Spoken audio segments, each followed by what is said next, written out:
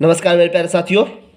तो आज मैं आप लोगों के लिए फार्मा मार्केटिंग मैनेजमेंट, तो इससे पहले वाला लेक्चर में हम ये बनाए थे video, definition, general concept, scope of marketing, distinction between marketing and selling. तो ये वीडियो हम इससे पीछे वाले वीडियो में हम लोग बना चुके हैं। और आज जो है हम लोग मार्केटिंग इन्वायरमेंट के बारे में स्टडी करेंगे कि मार्केटिंग इन्वायरमेंट क्या होता है, और इसके बारे में पूरा इसका जितना भी क्लासिफिकेशन है, कितने कितने टाइप के होते हैं, पूरा डिटेल में हम लोग पूरे पढ़ेंगे। तो आज हम लोग शुरू करते हैं मार्केटिंग इन्वायरमेंट। तो हम लोग देखते हैं कि मार्केटिंग इन्वायरमेंट में क्या क्या है। तो मार्केटिंग इन्वायरमेंट, सबसे पहले हमको ये समझना पड़ेगा कि मार्केटिंग इन्वायरमेंट होता क्या है। तो मार्केटिंग इन्वायरमेंट होता क्या है, सबसे पहले हमको ये समझना पड़ेगा। तो मार्केटिंग इन्वायरमेंट क्या है?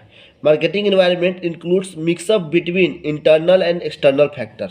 जो मार्केटिंग इन्वायरमेंट होता है उसमें क्या होता है कि ये इंटरनल फैक्टर और एक्सटर्नल फैक्टर जो होता है ऑर्गेनाइजेशन का, ये दोनों ही पे इम्पोर्टेंट करता है। क्योंकि ये जो जितना एक्सटर्नल फैक्टर और इंटरनल फैक्टर होता है जो कि हम उस ऑर्गेनाइजेशन पे इफ़ेक्ट करता है, उसके जो एक्टिविटी है, उसके जो परफॉर्मेंस है उस पर, और ये उस पर इम्पैक्ट डालता है।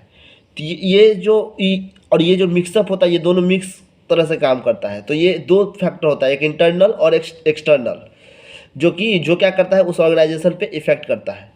और मार्केटिंग इन्वायरमेंट क्या करता है, ये refers to external factor and forces that affects company ability to develop and maintains successful transaction and relationship with companies target customer. Marketing environment क्या करता है कि एक एक्सटर्नल फैक्टर और एक्सटर्नल फोर्स से प्रभावित होता है, जिससे क्या करता है कि कंपनी की एबिलिटी, जो क्षमता है डेवलप करने का, और उसके जो मेंटेनेंस, जो ट्रांजेक्शन का मेंटेनेंस है और रिलेशनशिप बनाने में कामयाब हो जाता है जो कंपनी होती है, किससे? टारगेट कस्टमर से। मतलब कि समझिए कि जो मार्केट इन्वायरमेंट होता है उसको हम स्टडी करके हम उस कस्टमर, जो हमारा टारगेट कस्टमर है, उससे हम एक रिलेशन बना सकते हैं। और ये जो है जिससे कारण क्या होगा कि हमारे कंपनी की एबिलिटी जो है, वो जो प्रोडक्शन की, वो और मैक्सिमाइज हो जाएगी और बढ़ जाएगी। और जिससे कारण क्या होगा कि उस कंपनी के परफॉर्मेंस पे उसका इफेक्ट पड़ेगा। तो इसमें जो होता है ना, इसका मार्केटिंग इन्वायरमेंट को स्टडी करने का मेन कारण होता है क्योंकि हमारा कोई प्लानिंग होता है, कि हम कोई प्लान किए हैं कि हमको कोई चीज़ मैन्युफैक्चरिंग करना है, चाहे कोई सर्विस प्रोवाइड करना है। तो हमारा जो हम प्लानिंग किए हैं उस प्लानिंग को इफ़ेक्टिवली इम्प्लीमेंट करना, इसके लिए हम मार्केट इन्वायरमेंट का स्टडी करते हैं। और ये जो है इंटरनल फैक्टर होता है और एक्सटर्नल फैक्टर। जो भी मार्केटिंग इन्वायरमेंट होता है वो इंटरनली भी उतना ही रिस्पॉन्सिबल होता है जितना एक्सटर्नली होता है। तो मार्केटिंग इन्वायरमेंट जो होता है उसमें क्या होता है कि हम जो कहते हैं वो कस्टमर को समझते हैं कि हमारा जो कस्टमर है उसको कैसे हमको समझना है, उसको समझते हैं कि हमारा जो कस्टमर का क्या नीड्स है, वांट्स है, पूरा उसके थ्रू हम क्या ज़रूरी है, उसके थ्रू हम मार्केटिंग इन्वायरमेंट हम क्रिएट करते हैं। और हमारा जो नई टेक्नोलॉजी जो भी आ जाती है, जैसे कि आज के समय में डिजिटल मार्केटिंग हो गया है, नई हमारे टेक्नोलॉजी आ रही है, तो उसको एडॉप्ट करना ये भी बहुत बड़ी इंपॉर्टेंट होता है। और जिसमें कि हमको ये भी देखना पड़ता है कि अभी के समय में क्या थ्रेट है, क्या अपॉर्चुनिटीज़ है, जो भी हमारा कंपटीटर है वो क्या कर रहा है, इसके लिए हमको पूरे मार्केटिंग इन्वायरमेंट को स्टडी करना पड़ता है। तो उसमें बहुत से अलग अलग टाइप्स के होते हैं। जैसे कि मार्केटिंग इन्वायरमेंट में आते हैं इंटरनल इन्वायरमेंट, और दूसरा होता है एक्सटर्नल इन्वायरमेंट। एक्सटर्नल इन्वायरमेंट में आता है माइक्रो इन्वायरमेंट और मैक्रो इन्वायरमेंट। तो इंटरनल इन्वायरमेंट जो है वो क्या होता है कि देखिए, इंटरनल इन्वायरमेंट क्या होता है कि it includes factor that inside the organisation. ये उस पर इम्पैक्ट करता है जो कि ऑर्गेनाइजेशन के अंदर जो हो रहा है, जो भी ऑर्गेनाइजेशन है उसके अंदर में, अंदर के इफेक्ट के कारण ऑर्गेनाइजेशन के अंदर ही वो प्रॉब्लम हो रहा, ऐसा हो रहा हो जिसके कारण उस कंपनी के प्रोडक्शन पे और कंपनी की एबिलिटी पे इफेक्ट करता है। और जिसके कारण वही बात यहाँ पे लिखा हुआ है, affect the overall business operation. जितना ओवरऑल बिजनेस ऑपरेशन होता है उस पर वो इफेक्ट करता है। जैसे कि उसमें क्या क्या होता है, लेबर। अगर हमारा स्किल्ड मैन पावर नहीं होगा तो हमारा प्रोडक्शन उतनी अच्छे प्रोडक्शन नहीं हो पाएगी, उतनी क्वालिटी प्रोडक्ट हम डेवलप नहीं कर पाएंगे। इन्वेंट्री हमारा टाइम टू टाइम नहीं रहेगा तो हमारा जितना भी हमारा प्रोडक्शन है टाइम टू नहीं हो पाएगा। कंपनी पॉलिसी, अगर कंपनी की पॉलिसी अगर गड़बड़ है, गलत है, तो उसके कारण भी हमारे जो इम्पैक्ट कर सकता है हमारे कंपनी के इन्वायरमेंट पे, और उसका जो मार्केटिंग इन्वायरमेंट पे है उस पर इफेक्ट कर सकता है।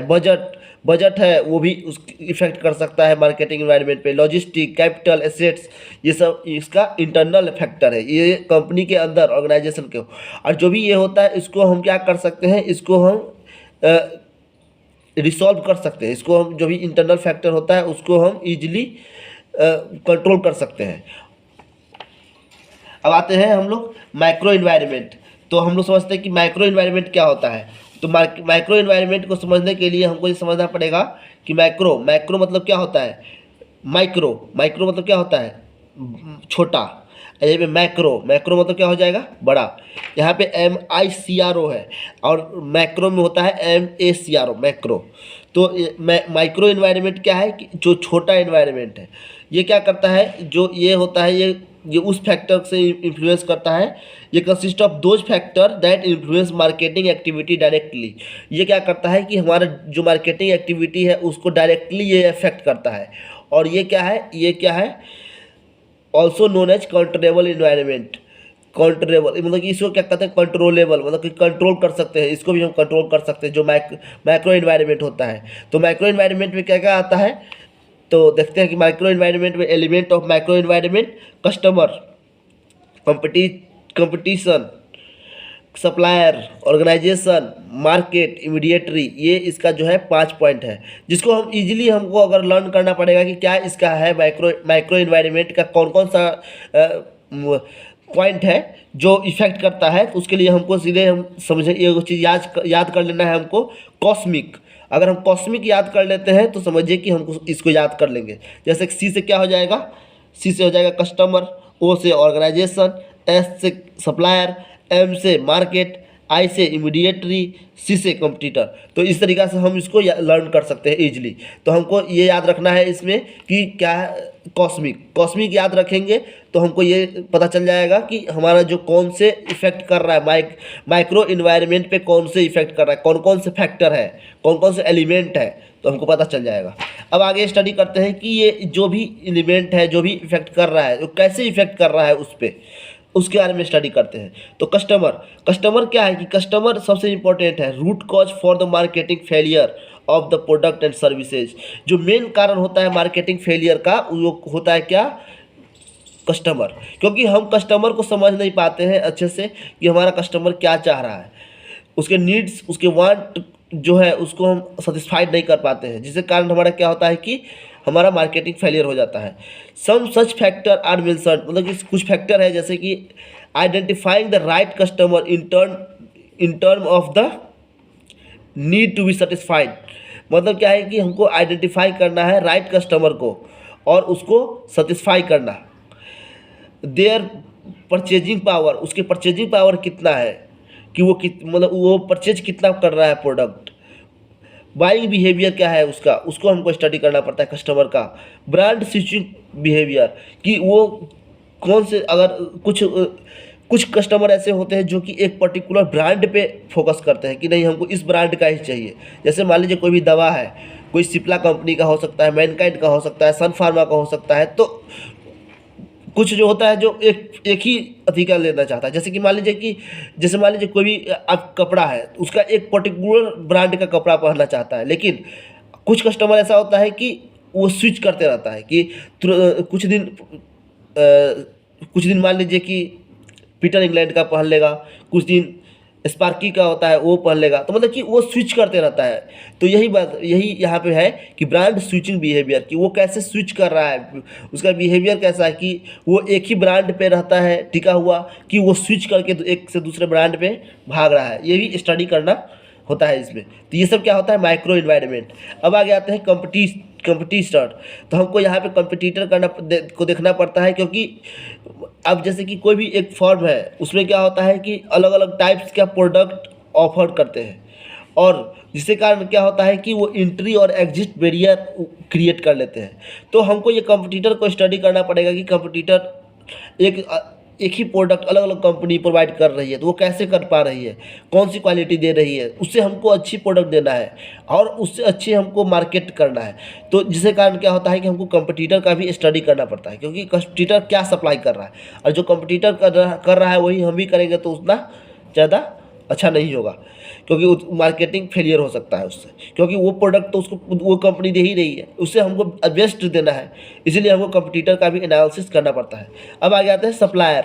सप्लायर भी बहुत इंपॉर्टेंट होता है, क्योंकि सप्लायर जो होता है वो टाइम टू टाइम वो सप्लाई करे, राइट रॉ मटेरियल दे, कि सही रॉ मटेरियल देना चाहिए, गुड क्वालिटी होना चाहिए, राइट प्राइस मतलब सही प्राइस पे होना चाहिए। अगर सही प्राइस पे नहीं देगा तो उस प्रोडक्ट उस कंपनी पे इफेक्ट करेगा, क्योंकि उस कंपनी के जो प्रोडक्शन है उस पर उसकी कॉस्ट बढ़ जाएगी। तो अगर अच्छी क्वालिटी नहीं देगी तो भी उसकी ब्रांड जो है उसकी ब्रांड की वैल्यू डाउन हो जाएगी। तो ये सब देखना पड़ता है इसमें। तो other input to the firm is at most important which is directly bearing on the marketing performance of the business. Bearing मतलब होता है असर पड़ना, एट मोस्ट मतलब कि बहुत ज़्यादा, मतलब क्या करेगा जो उस फर्म का इम्पोर्टेंस बहुत ज़्यादा है, और ये क्या करेगा डायरेक्टली वो इफेक्ट करेगा किस पे, मार्केटिंग परफॉर्मेंस पे, किसका, बिजनेस के मार्केटिंग परफॉर्मेंस पे। तो सप्लायर का भी बहुत इंपॉर्टेंट रोल होता है इसमें। तब आगे आते हैं ऑर्गेनाइजेशन। तो ऑर्गेनाइजेशन जो होता है, कोई जो भी ऑर्गेनाइजेशन है, जो भी ऑर्गेनाइजेशन काम कर रही है, जो भी कंपनी काम कर रही है, बना रही है, वहाँ पे हमको ये भी स्टडी करना पड़ेगा उसका एम्प्लॉय कैसा है, उसका management, rule and regulation, organisation structure, ये सभी इंपॉर्टेंट है। क्योंकि अगर हम एम्प्लॉय मैनेजमेंट अगर ये सब भी सही नहीं रहेगा, जिसके कारण हमारा मार्केटिंग जो है सो हमारा इफेक्ट कर सकता है, सही हमारा प्रोडक्ट डिलीवर नहीं हो पाएगा। जो हम कहेंगे, जो हम बोल रहे हैं मार्केटिंग के थ्रू, हम जो बता रहे हैं कि नहीं हमको गुड क्वालिटी देंगे, लेकिन हम गुड क्वालिटी प्रोडक्ट डिलीवर नहीं कर पा रहे हैं, जिसके कारण क्या होगा कि उस कंपनी की प्रोडक्शन, कंपनी की एबिलिटी पे असर करेगा। तो अब आगे आते हैं मार्केट भी बहुत इंपॉर्टेंट है, क्योंकि मार्केट को भी हमको स्टडी करना पड़ता है। और देखिए कस्टमर से इम्पोर्टेंट है मार्केट, क्योंकि कस्टमर से ज़्यादा इम्पोर्टेंट होता है मार्केट। कौन से मार्केट में हम कर रहे हैं, कौन से मार्केट में हम सेल कर रहे हैं, रूरल एरिया है कि टाउन शहर का एरिया है, ये सब भी हमको देखना पड़ता है। कॉस्ट, इसमें हमको कुछ फैक्टर है जो हमको स्टडी करना पड़ता है, जैसे कॉस्ट स्ट्रक्चर ऑफ मार्केट, कि उस जो मार्केट है उसका कॉस्ट स्ट्रक्चर क्या है, price sensitivity of the market, कि इसके प्राइस सेंसिटिविटी क्या है इसका। कुछ लोग होता है जो सस्ता प्रोडक्ट खरीदना चाहता है, कुछ लोग होता है जो महंगा प्रोडक्ट भी खरीदना चाहता है, अच्छी क्वालिटी होनी चाहिए। तो इस तरीक़ा से उसको समझना पड़ेगा कि हमारा कौन सा मार्केट है। उसके बाद आता है टेक्नोलॉजिकल स्ट्रक्चर। उसमें टेक्नोलॉजी, जो भी टेक्नोलॉजी नई नई टेक्नोलॉजी आ रही है उसको एडॉप्ट करना, उसके थ्रू हम मार्केट में आना, कि मार्केट में कौन सी नई टेक्नोलॉजी आ चुकी है, इसके थ्रू भी हमको स्टडी करना पड़ता है। Existing distribution system of the market, जो भी डिस्ट्रीब्यूशन सिस्टम है जो अभी एग्जिस्ट कर रहा है और वर्तमान में क्या चल रहा है अलग मार्केट में, हमारे पास वो है कि नहीं है, इसको स्टडी करना। और मार्केट मैच्योर है कि नहीं। अगर हम जो भी प्रोडक्ट मार्केट में हम लेके आ रहे हैं, जैसे कि कोविड था, कोविड के टाइम में, तो कोविड के टाइम में क्या था कि कोविड के टाइम में कोविड वैक्सीन बनाना था। तो कोविड वैक्सीन बनाने के लिए बहुत सारी कंपनियां बना रही थी वैक्सीन, जैसे फाइजर कंपनी हो गई, भारत में भी कोवैक्सीन आया था, कोविडशील्ड था, बहुत सारी कंपनियां बना रही थी। तो उसके लिए हमको ये देखना पड़ता है कि मार्केट मैच्योर है कि नहीं, हमको ये भी स्टडी करना पड़ता है कि मार्केट लेने के लिए वो मैच्योर है कि नहीं। आगे आते हैं इंटरमीडिएट जो होता है वो भी बहुत इम्पोर्टेंट होता है मार्केटिंग इन्वायरमेंट के लिए। क्योंकि देखिए इंटरमीडिएट जो होता है वो क्या होता है, मेजर डिटरमाइनिंग फोर्स होता है। क्योंकि जो भी इंटरमीडिएट है, अगर देखते होइएगा, आप गौर करते होइएगा कि जो भी एप्पल का जो मोबाइल बन रहा है, तो उसमें क्या होता है कि एप्पल का जो मोबाइल बन रहा है तो उसमें हमारा क्या होता है कि जो एप्पल का प्रोडक्शन हो रहा है उसकी जो जितना भी अलग अलग जितना भी उसका जो जितना भी असेंबलिंग वाला काम सब होता है उसका वो कोई और कंपनी करती है। और वो जो कंपनी जो एप्पल कंपनी है वो अपने क्वालिटी पे फोकस करती है, वो अपने ब्रांड पे फोकस करती है और जिसके थ्रू वो मार्केट करती है। आप गौर करके देखते होइएगा कि कभी भी जो एप्पल कंपनी है वो आपको ये नहीं बताएगी कि हमारा इतना जीबी रैम है, इतना जीबी हार्ड डिस्क है, ये कभी नहीं बताती है। वो सिर्फ उसका मार्केटिंग का भी आप गौर करिएगा, किसी भी कंपनी का आपको मार्केटिंग के बारे में स्टडी करना है तो आप उसके मार्केटिंग जो कर रही है, ऐड जो आता है, उससे आप समझ सकते हैं कि कैसी वो कंपनी मार्केट कर रही है। जब भी आप देखिएगा कि एप्पल कंपनी अगर मार्केट कर रही है तो उसका देखिएगा कि एक तरफ से लेकर के दूसरी तरफ से लेके निकल जाएगा उसका मोबाइल, और वो ये नहीं बताएगा कि जैसे हमारा कितना रैम है, कितना ये है, कितना वो है, कितना हमारा हार्ड डिस्क है, कितना हमारा कैमरा है, ये सब नहीं बताती है। क्यों?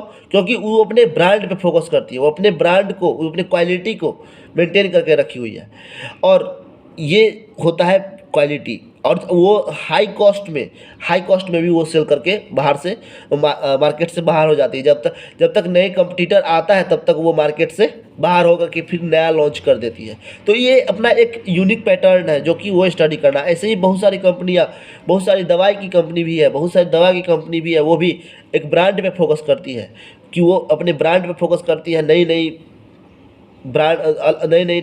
रिसर्च करती है दवा पे और उसको मार्केट में लेके आती है, और अपने क्वालिटी पे फोकस करती है उसकी। तो इस तरीक़ा से वो काम करती है।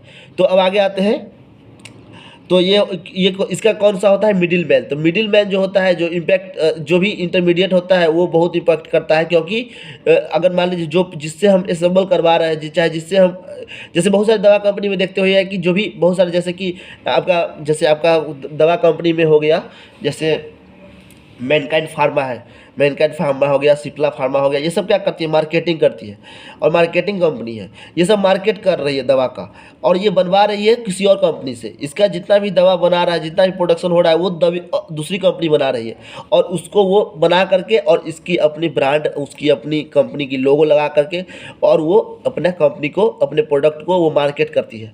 तो ये भी एक क्या है, एक अच्छी तरीका है। और अगर मान लीजिए जिससे वो बनवा रही है, जो भी इंटरमीडिएट उस बीच में जो काम कर रहा है, वो अगर अच्छी प्रोडक्ट नहीं देगा तो क्या होगा? वो अपने कॉस्ट को बढ़ा देगा तो क्या होगा? उस कंपनी की जो प्राइस है, जो दवा की प्राइस है, वो बढ़ जाएगा। जो कंपनी की जो एबिलिटी है उस पर असर करेगा। तो ये सब बहुत इंपॉर्टेंट करता है। इसीलिए इंटरमीडिएटरी जो होता है वो भी बहुत इंपॉर्टेंट करता है। No one business which can operate without the intermediary और मिडिल मैन। मतलब कोई भी ऐसा बिजनेस नहीं है जो कि बिना मिडिल मैन के चलता हो, ऑपरेट होता हो।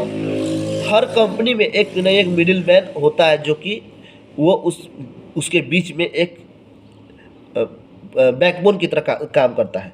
अब आगे आते हैं मैक्रो इन्वायरमेंट, कि मैक्रो इन्वायरमेंट क्या होता है। अब देखिए, मैक्रो इन्वायरमेंट मतलब कि छोटे लेवल पे, ये सब क्या था? ऑर्गेनाइजेशन, मार्केट, ये सब बहुत छोटा लेवल पे, इसको हम कंट्रोल कर सकते हैं। लेकिन मैक्रो लेवल पे वो होता है कि जिसको हम कंट्रोल नहीं कर सकते हैं, कंपनी कंट्रोल नहीं कर सकती है। जैसे कि क्या होता है कि जैसे आप देखिएगा कि बाहर का फैक्टर, ग्लोबल फैक्टर, कोई मान लीजिए कोई भी आपका इन्वायरमेंटल कोई कंडीशन ऐसा आ जाए जिसके कारण उस कंपनी को इफेक्ट करे, उसका कोई नेचुरल रिसोर्सेज के कारण हो जाए ऐसा, कोई मतलब इसको तो हम नहीं कर सकते। या तो कोई पॉलिसी आ जाए, गवर्नमेंट की पॉलिसी कुछ नया आ जा रही है कि नहीं, कोई टेक्नोलॉजी चेंज हो जा रही है, कोई पॉलिटिकल लीगल इन्वायरमेंट कुछ चेंज हो जा रहा है, तो ये सब क्या करता है कि इसको वो कंपनी अब नहीं हैंडल कर सकती है। ये क्या होता है? Macro environment. तो मैक्रो इन्वायरमेंट क्या होता है कि factor which are external to the company, मतलब कि वो फैक्टर जो कि कंपनी के बाहर से वो इफेक्ट करता है। एक होता है जो कंपनी के अंदर वो इफेक्ट करता है कि उसके इंटरनल इन्वायरमेंट है वो इफेक्ट कर रहा है, उसके कारण हमारे प्रोडक्शन पे कुछ असर आ रहा है, उसके कारण जो उसकी जो सप्लाई मैनेजमेंट है वो थोड़ा दिक्कत हो रहा है, उसके कारण है जो क्वालिटी मैनेज नहीं कर पा रही है। लेकिन कुछ ऐसा होता है जिसके कारण हम उसको, एक बाहरी फोर्सेज आ जाता है, एक्सटर्नल, मतलब कि बाहर से कुछ ऐसा हो जा रहा है जिसके कारण हमारे कंपनी पे इफेक्ट कर रहा है, उसके एक्सटर्नल फैक्टर। तो उसको हम इसमें स्टडी करते हैं कि कौन कौन सा फैक्टर है, एक्सटर्नल फैक्टर कौन कौन सा है। तो इसी में हम यही स्टडी करेंगे, factor which are external to the company are quite uncontrollable, मतलब कि इसको हम तुरंत नहीं चेंज कर सकते हैं। अगर हमको चेंज करना भी होगा तो उसको टाइम लगेगा चेंज करने में। जैसे कि कोई अगर नई टेक्नोलॉजी आ गई तो उसको चेंज करने में टाइम लगेगा, उसको एडॉप्ट करने में, उसके सब चीज़ देखने में, करने में। तो ये सब क्या है कि क्वाइट अनकंट्रोलेबल है, मतलब कि हम उसको जल्दी से कंट्रोल नहीं कर सकते हैं। तो इसका क्या क्या है इसमें ये देखते हैं। Demographic level, economic environment, demographic environment, economic environment, social and cultural environment, natural environment, technological environment, political and legal environment. ये सब जो इम्पोर्टेंट है, ये जो इतना 6 था, ये क्या है, ये एक्सटर्नल इन्वायरमेंट है जिसको हम कंट्रोल नहीं कर सकते। अब हमको ये समझना है कि ये होता क्या है, डेमोग्राफिक इन्वायरमेंट होता क्या है, इकोनॉमिक इन्वायरमेंट होता क्या है, कैसे ये असर कर रहा है, तो इसके बारे में हम लोग स्टडी करते हैं। तो आगे आते हैं डेमोग्राफिक इन्वायरमेंट। तो हमको समझना पड़ेगा कि डेमोग्राफिक इन्वायरमेंट क्या होता है।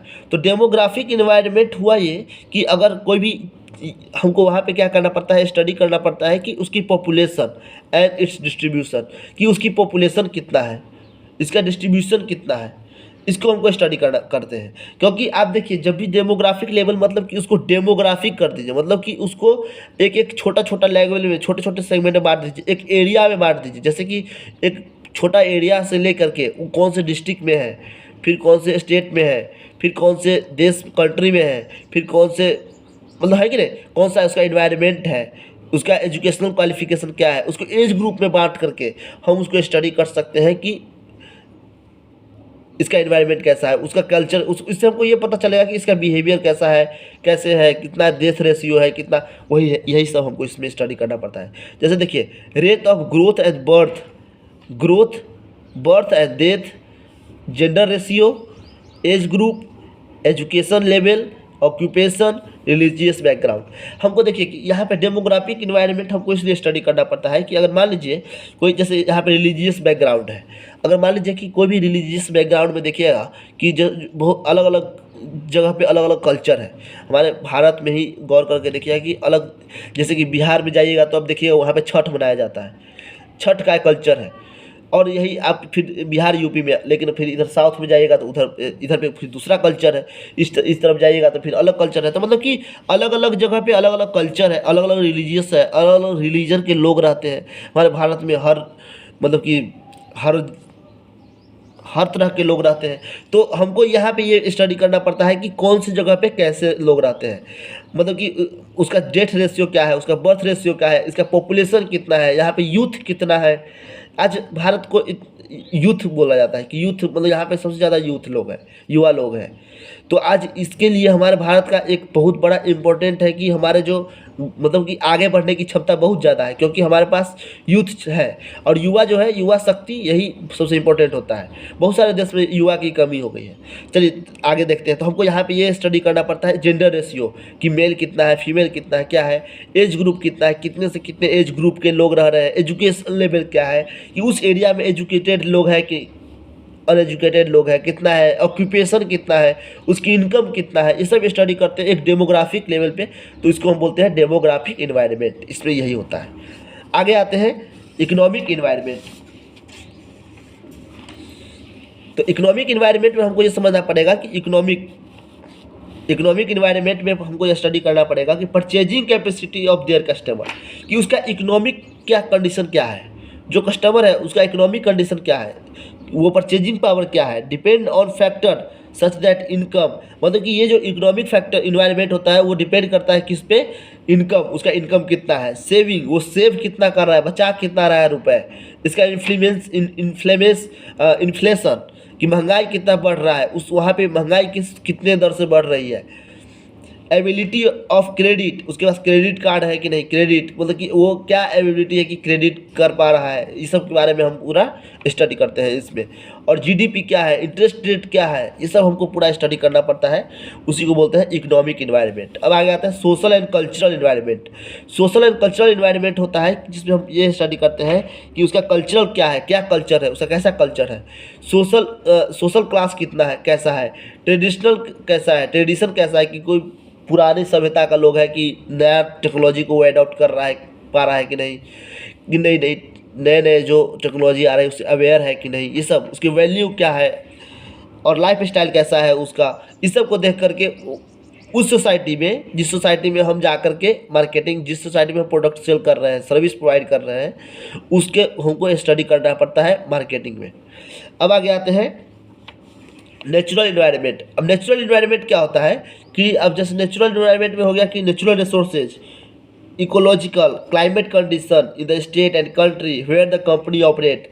अब हमको ये देखना पड़ेगा कि जहाँ पे भी हम कंपनी को ऑपरेट कर रहे हैं वहाँ पे क्या नेचुरल रिसोर्सेज कैसा है, वहाँ पे क्लाइमेट कंडीशन कैसा है उस राज्य का, उस कंट्री का जहाँ पे हम कंपनी को ऑपरेट कर रहे हैं। ये बहुत इंपॉर्टेंट है। वो नेचुरल इन्वायरमेंट जो होता है उसको स्टडी करना पड़ता है कि वहाँ हम लगाएं, वहाँ पे हम जो जो चीज़ हम लगा रहे हैं, जो प्रोडक्शन यूनिट लगा रहे हैं, वहाँ पे हमारा क्लाइमेट कंडीशन के कारण हम नहीं चल सकता है, तो फिर वहाँ पे हमको दिक्कत हो जाएगा। तो इसीलिए हमको वो सभी को पहले ही स्टडी करना पड़ता है।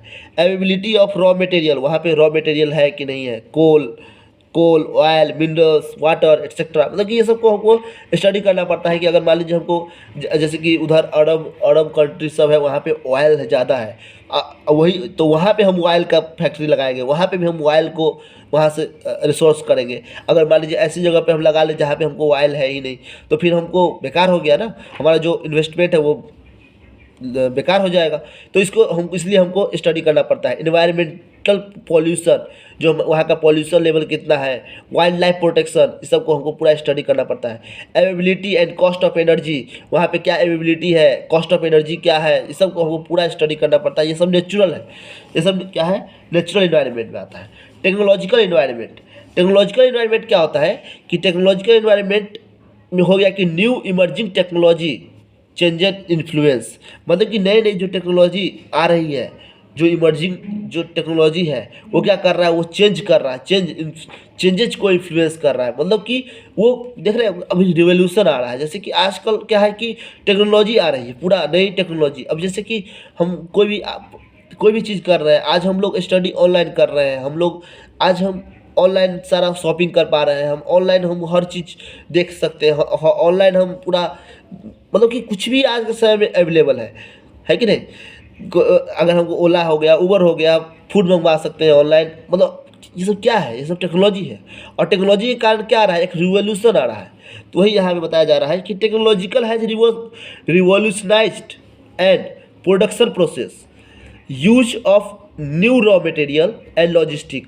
इसमें क्या होता है कि हम इसको न्यू रॉ मटेरियल, लॉजिस्टिक को यूज करके हम अच्छे प्रोडक्शन प्रोसेस हम कर सकते हैं, रिवोल्यूशनाइज कर सकते हैं हम। अब आगे आते हैं कि as individual customer and the way of enjoy entertainment, music and our access of education, health care, technological innovation impact all such field. मतलब कि क्या इसे क्या बता रहा है कि जो भी है हम कैसे इंजॉय कर रहे हैं, हम टेलीविज़न से कर रहे हैं, इंटरटेन कैसे हो रहा है टेलीविज़न से। आजकल बहुत सारा देखते होगा कि आजकल वेब सीरीज सब आ गया है, बहुत सारे आजकल देख रहे हैं ये आ गया है कि जैसे कि आप OTT प्लेटफॉर्म सब है। तो ये सब क्या टेक्नोलॉजी है ना, कि अब हम OTT प्लेटफॉर्म पे कितने लोग हैं, ये हमको स्टडी करना पड़ेगा। म्यूजिक कैसा सुनता है, उसका एजुकेशन कैसा है, हेल्थ केयर सिस्टम कैसा है उसका, ये सारा उसका इम्पैक्ट करता है हमारा मार्केटिंग एनवायरनमेंट पे। ये सब इफेक्ट करेगा किस पे, मार्केटिंग एनवायरनमेंट पे करेगा। और ये कौन सा एनवायरनमेंट था, टेक्नोलॉजिकल एनवायरनमेंट। आगे आते हैं political and legal environment. Political and legal environment क्या होता है कि अगर मान लीजिए कोई भी लीगली कानून में कुछ चेंजेज आ जाए, जैसे कंपनी लॉ हो जाता है, कंपनी लॉ है, बहुत सारे लॉ नए नए बन रही है, जैसे कि मैजिक रेमेडीज लॉ हो गया, बहुत सारे जो हो गया, ये लॉ सब क्या है, ये क्या करता है, ये इम्पैक्ट डालता है किस पे, मार्केटिंग एनवायरनमेंट पे, उसकी मार्केटिंग पे, उसके सर्विस पे, प्रोडक्शन पे, समझ रहे कि नहीं। और पॉलिटिकल, जैसे कि आप देखिएगा पॉलिटिकल पार्टी, अगर कोई एक पॉलिटिकल पार्टी है और दूसरी पॉलिटिकल पार्टी अगर आ जाती है तो वो नई पॉलिसी लाती है, नई टैक्सेस सिस्टम लाती है, नई ट्रेड ड्यूटीज, मार्केट रेगुलेशन नई लेके आती है, जिसके कारण क्या होता है कि हमारे जो मार्केटिंग एनवायरनमेंट पे इफेक्ट करता है, हमारे जो कंपनी की प्रोडक्शन पे इफेक्ट करता है। क्योंकि हमारा अगर प्राइस चेंजेस हो जाएंगे, जैसे कि हमारा टैक्सेस बढ़ जाएगा, तो इससे कारण क्या होगा कि हमारा प्राइस बढ़ जाएगा, कस्टमर को एफोर्ड नहीं कर पाएगा। जो भी जिस एरिया में हम सेल कर रहे हैं प्रोडक्ट, उस एरिया का जो कस्टमर है वो उसको अफोर्ड नहीं कर पा रहा है, जिसके कारण क्या होगा, ये हमारा जो कंपनी पे इफेक्ट करेगा, कंपनी की एबिलिटी पे इफेक्ट करेगा। तो ये सब जो फैक्टर था, ये हम लोग स्टडी किए हैं, वो मार्केटिंग इन्वायरमेंट पे किए हैं, जो कि मार्केटिंग इन्वायरमेंट कैसे हमारे जो कंपनी है उसको इफेक्ट करता है, कैसे हमारे जो कंपनी की एबिलिटी है, जो बिजनेस ऑपरेशन है उसको इफेक्ट करता है, इसके बारे में पूरा हम स्टडी किए हैं आज। तो आज हम लोग क्या क्या पढ़ लिए, कितने टाइप्स के होते हैं। इंटरनल इन्वायरमेंट, एक्सटर्नल इन्वायरमेंट होता है, जिसमें क्या होता है कि इंटरनल इन्वायरमेंट में हो गया कि ये क्या होता है कि इंटरनल होता है, कि इंटरनली किस कारण से होता हो, कोई दिक्कत हो, जैसे कि बजट, लॉजिस्टिक, कैपिटल, ये सब पूरा स्टडी कर लिया हम लोग। माइक्रो इन्वायरमेंट हो गया कि छोटे लेवल पे जो भी प्रॉब्लम हो रहा है उस कंपनी में उसको, और मैक्रो हो गया जो कि बड़े लेवल पे है, जिसको हम कंट्रोल नहीं कर सकते हैं, और माइक्रो हो गया जिसको हम कंट्रोल कर सकते हैं। तो ये सब जो हम लोग स्टडी किए आज, वो हम किए हैं क्या, मार्केटिंग इन्वायरमेंट पे। तो आपको कैसा लगा कमेंट करके बताइएगा। इतने ध्यान से देखने के लिए हृदय गहराइयों से प्रेमपूर्वक धन्यवाद। Thank you.